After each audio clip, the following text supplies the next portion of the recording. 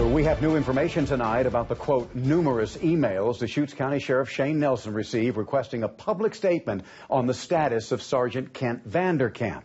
Thanks for joining us at 11. I'm David Clue. And I'm Genevieve Royome. Central Oregon Daily News requested copies of the emails that prompted the sheriff to put out a public statement 1 week before a new sheriff is elected. And what we found is revealing. It certainly is. Let's start with the sheriff's response to us today about why he chose to focus on his endorsed candidate's opponent just 6 days before the election. Before anyone casts their vote, they should have all the information available to them. Casting a vote and electing a candidate is very important to our community.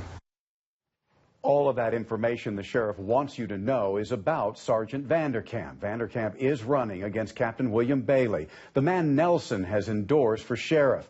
Nelson even launched an internal investigation against Vander Kamp over his alleged termination nearly 30 years ago from a volunteer position with the California Police Department. Here are the 15 emails we requested from the sheriff's office. 8 of them are virtually identical, almost like form letters. Most of the others are similar, asking the same questions about Vander Kamp. The final email questions Captain William Bailey's certification at the sheriff's office. As questions have been raised about Bailey's resume, Sheriff Nelson never addresses that voter question in his public statement. Still, the sheriff denies he's trying to interfere with this election. The community reaction on the sheriff's Facebook page, however, so far overwhelmingly negative. One saying his post proves Nelson is unethical, vindictive, and unprofessional. Another saying, "We know you want Bailey to win, but this is unethical a week before the election."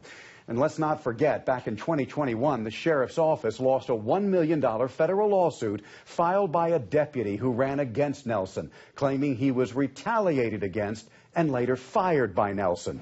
And finally, we've posted all of this information and the documentation for this story on our website, centraloregondaily.com.